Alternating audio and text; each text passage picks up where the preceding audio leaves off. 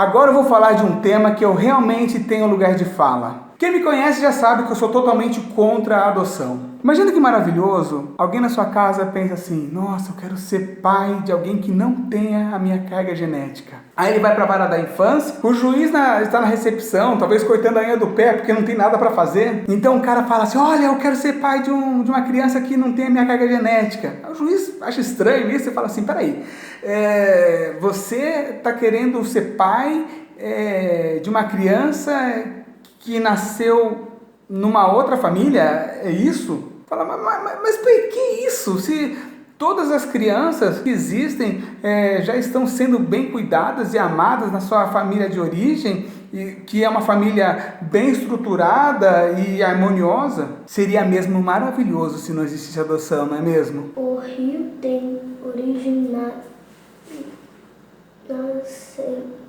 nascente. Nascente é o lugar onde nasce o rio. Mas Então o rio... como nasce? Então, bem, vou continuar aqui.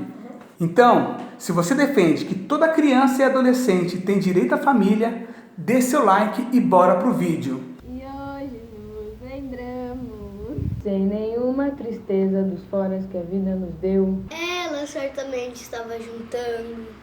Você e eu.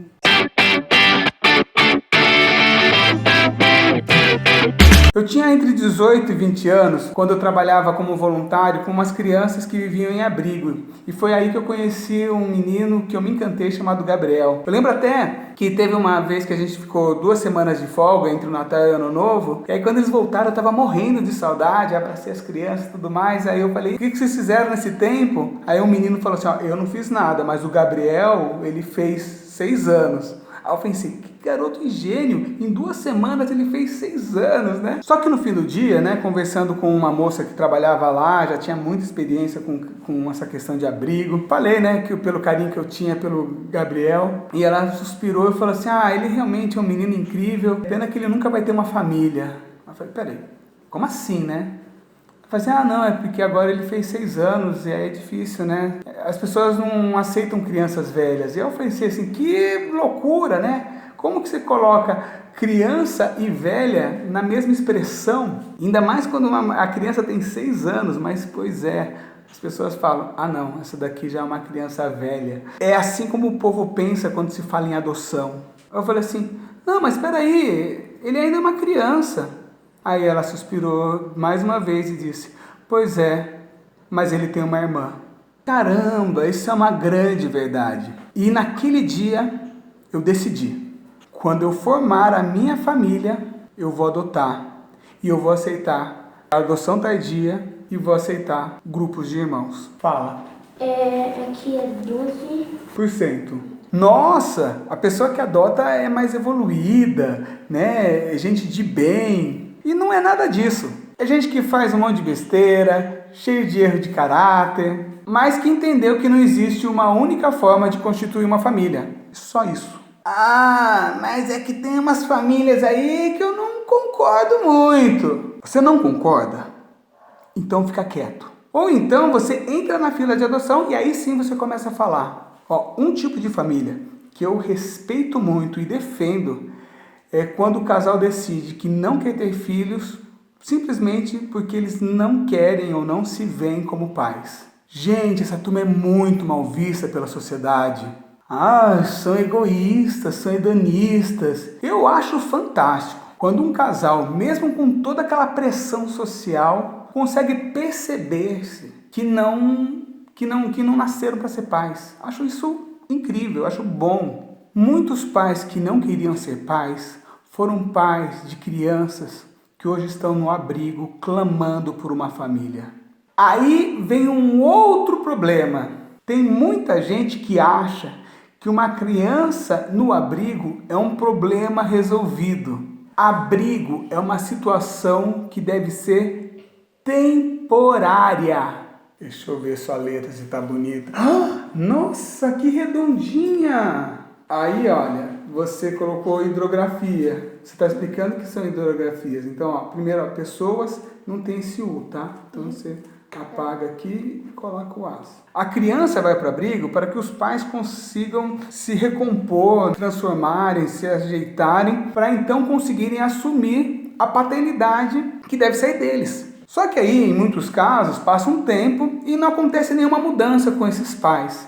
Aí rola um outro problema. É uma criança crescendo em uma instituição. Você já ouviu falar em criança institucionalizada? É uma criança que não consegue encher o peito e dizer: porque meu pai disse, se você continuar, eu vou contar para meu pai.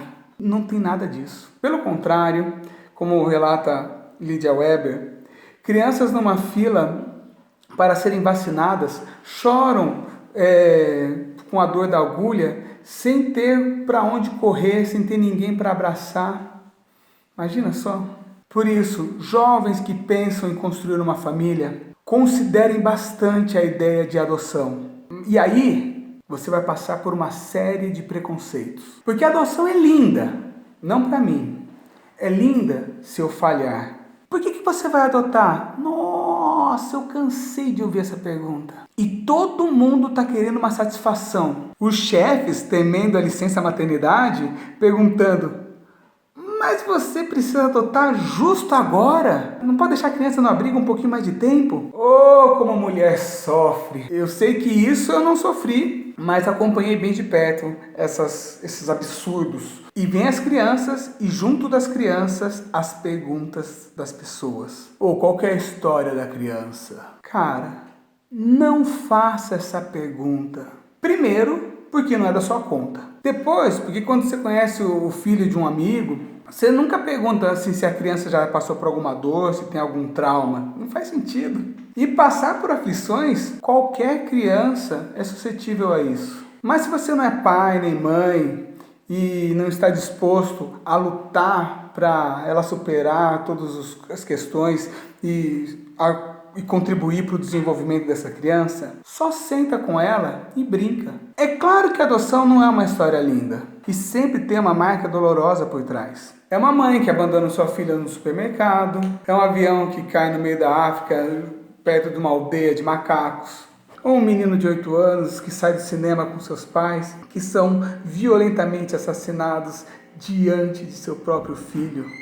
Ou uma criança que é levada a acreditar ser assassina de seu próprio pai e que ao fugir é criada por 2 caras que muda toda a sua filosofia de vida. Até uma mãe, num período de infanticídio, decide colocar seu próprio filho em um cesto e colocá-lo no rio. Você conhece a história, né?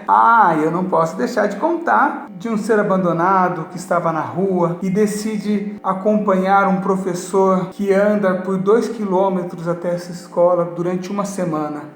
Mas apesar de ser triste, Deus gosta tanto de adoção que para os cristãos, a condição de ser filho de Deus, Ele também decidiu que fosse feita por meio da adoção. Então você deve estar me perguntando, mas esse vídeo não vai falar de música nenhuma? Não, isso aqui é só introdução, eu adoro introduções. Como já dizia Vanessa da Mata, Vanessa também adotou um grupo de 3 irmãos, de 5, 6 e 8 anos. O pessoal critica a adoção tardia porque fala que não molda as crianças. Eu vejo meus filhos fazendo umas coisas que sou eu, mas coloque aqui nos comentários qual pai que pode dizer: meu filho é exatamente igualzinho ao que eu planejei. Escreve aí. Mas da Vanessa, eu não vou falar muito dela, né? Ela é uma pessoa muito reservada e vou respeitar isso. Só que ela fez uma canção chamada Minha Herança, Uma Flor, e é sobre essa música que nós vamos falar. A música é toda intimista, violãozinho simples, traz aquela ideia assim bem pessoal. Na adoção, o filho é achado. Se você quiser entender esse processo, leia A Aventura da Adoção de Paulo Abreu. É interessante que quando a gente acha, a nossa vida parece mesmo como um jardim, todo floridinho, todo bonitinho, pleno. Pense bem nessa palavra. Só que então aparece esse outro, e quando a gente vê, esse outro já está lá nesse jardim. E essa sensação do encontro, gente, é muito louca. Mas assim como você tem uma história, essa vida também tem uma história. E muitas vezes, com grandes cicatrizes ou até mesmo feridas abertas. Eu achei bem interessante o adjetivo arredio, logo depois de coração partido. E às vezes os pais pecam por ter uma urgência de se sentirem amados. Mas você, adulto, consegue se entregar assim de cara num relacionamento depois que seu alicerce, porto seguro, é todo destruído? Agora imagine então para uma criança que tem bem menos repertórios que você. Eu mesmo, quando deixei de trabalhar no abrigo, eu estava muito triste e a diretora falou: olha, essas crianças estão acostumadas em perder. Eu mesmo lembro que quando meus filhos vieram, né, a gente fez a festa de boas-vindas, né, que a gente recebeu vários amigos para que conhecessem nossos filhos e tudo mais, e aí eles vieram com o coração aberto, fizemos uma festa muito bacana, e o pessoal brincou com meus filhos e tudo mais, e aí o meu caçulinha, que na época tinha 4 anos, falou para um dos meus amigos: nossa tio, você é tão legal, pena que a gente nunca mais vai se ver, né? E é isso, as crianças que vivem em abrigo estão acostumadas em ver gente que aparecem lá, fazem a maior festa, contratam palhaços mágicos, fazem bexiga de hélio, dão presentes e tudo mais, e depois vão embora e nunca mais. E aí, o brinquedo, que é o que fica com a criança depois da festa, acaba sendo mais importante que as pessoas. Afinal, são crianças institucionalizadas. Por isso, que quando ela começa a pertencer à sua família, é essencial você falar assim: você agora é meu e eu não vou te perder. Eu sei. Então vamos tirar foto. E eu até vejo o resultado que fizeram com você, mas não me importa. Olha o que eu vou fazer por você. Um pai e uma mãe por adoção, por via de regra, realmente quiseram ser pais. Ninguém é pai por adoção por acidente. Quem já viu alguém falando que ficou com uma garota numa festa e por descuido acabou adotando? Não, gente, adoção é uma opção. E você opta por ser pai ou por ser mãe. E aí você opta por cuidar. E a criança tem seu perfil e eu quero falar sobre isso. Tem gente que nunca vai adotar ninguém, mas adora ficar criticando o pessoal da fila, falando que só tem interesse por menina branca recém-nascida. Se você quer adotar uma menina branca recém-nascida, eu tenho uma coisa muito importante para te falar. Essa menina também merece uma família. Então, se você não dá conta de uma menina preta, eu vou te dizer uma coisa. É verdade, você vai sofrer por olhares, por comentários, e o pior, vai chegar o dia que você vai ter que ter a conversa. E esse dia vai ter que ter outros dias e outros dias e outros dias, sem você ter repertório sobre isso. Se você acha que é mais fácil uma criança branca, mas está disposto a enfrentar o que for com uma criança preta, mesmo quando você não sabe onde está pisando, repense seu perfil. Eu mesmo, na fila de espera, eu fui mudando o perfil. Quando você entra na fila de adoção, você entra num novo mundo e aí você começa a sentir aquela atmosfera, começa a rever várias coisas, pensar coisas que você nunca teve que pensar. Então é legal, tipo assim, quero adotar, já é um ótimo passo. E aí na fila de adoção, você vê. É importante você saber que quando você adota, você já está com uma criança que perdeu uma família. Então o perfil é uma forma de preservação da criança. Não o que você é capaz de amar, mas o que você dá conta. Por exemplo, eu abri para criança preta, eu abri para grupos de irmãos, aceitei a adoção tardia, mas assim, eu também tive meus limites. Então, também não é para você se sentir um monstro quando você diz um não para uma assistente social. Ainda mais porque é importante você entender o seguinte: a adoção está muito longe de ser caridade, mas é formação de uma família, ressignificação de uma história, e é para sempre. E é por isso também que eu não falo meu filho adotivo, porque filho é filho. A adoção foi na vara, com o juiz, foi acertar a papelada. Agora é a mesma coisa. Minha mãe, por exemplo, nunca me chamou de filho de cesárea, porque não importa como veio.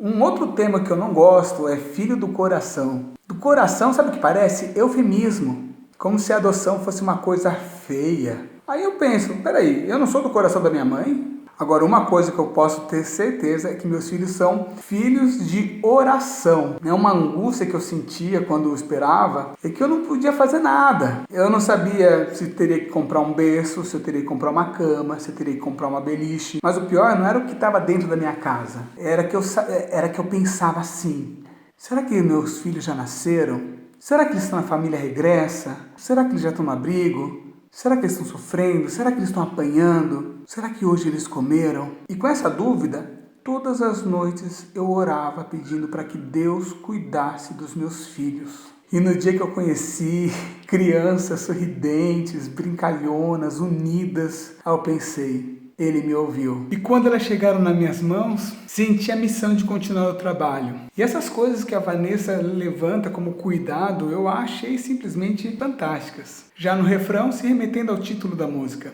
Mas antes de continuar, eu queria falar o que eu percebi com o clipe, que por sinal é maravilhoso. Vanessa está de noiva em um jardim. O jardim é a vida dela. E ela fica folheando um livro com um recorte de casamento. A Vanessa era casada quando adotou. Mas então ela passa ali um anseio para a formação da família. Lembra da palavra pleno? Continue com ela na cabeça. Então quem aparece é um passarinho. Passarinho é um bicho livre. E mesmo quando ela diz que pegou para si, ela continua deixando o pássaro livre. Até que aparecem várias gaiolas nos jardins e todas elas estão abertas. E vários passarinhos ficam sobrevoando, soltos. Então ela pega uma chave, introduz no próprio corpo e gira. Milhares de coisas saem dela, né? Então ela está se abrindo e aquilo que ela tem de dentro é o que ela está deixando. Então isso é a herança. O que ela vai deixar para seus filhos? Primeiro é a flor, que é uma parte da sua vida. E claro, sendo Vanessa quem é, não podia deixar o som e a canção. E essencialmente agora essa criança ganha uma outra coisa incrível. Um sonho. E não mais armas ou pedras. E acima do sonho, o amor. E essa tranquilidade tem vários sentidos. Um deles é que ele pode ter certeza que ele não vai ser abandonado sendo quem ele é. Nessa hora, o passarinho, sendo livre, pousa na mão de Vanessa, começa a se sentir querido. Então, ela diz a palavra pleno.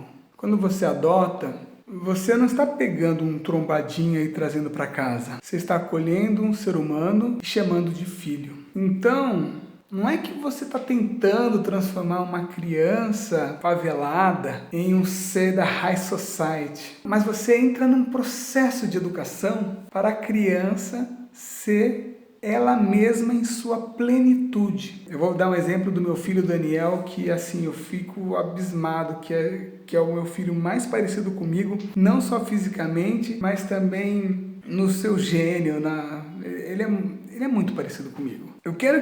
Eu não quero que ele seja um lênio quando eu chego e falo assim, olha filho, deixa eu te dar uma orientação, pega esse caminho, faz assim. Eu não estou querendo transformar ele num lênio. Eu quero que ele seja o melhor Daniel que ele possa ser. E por isso é necessário o reconhecimento, tanto do mundo como do mundo que há em si. E hoje nos lembramos, sem nenhuma tristeza, dos foras que a vida nos deu. Ela com certeza estava juntando você e eu. E essa parte que a Vanessa me faz chorar. Se eu quero meu filho como ele é, eu não posso negar o seu passado.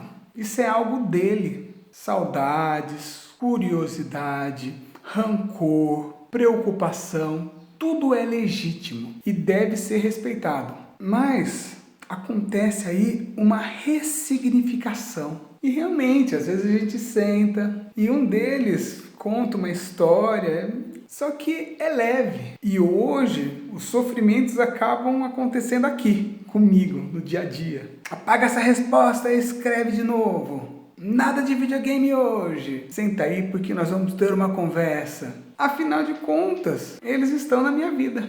Gente, até hoje para mim, esse foi o vídeo do canal mais importante. Eu sei que eu falei muito mais da minha bandeira do que da música. Eu queria muito que mais pessoas assistissem a essa minha mensagem e plantar uma sementinha na garotada para que eles considerem essa forma de construir família. Então, dessa vez eu falo, por favor, curtam, comentem. Nem se for um Ctrl+C ou Ctrl+V do Wikipedia, coloca alguma coisa aí, né? O professor está acostumado com isso.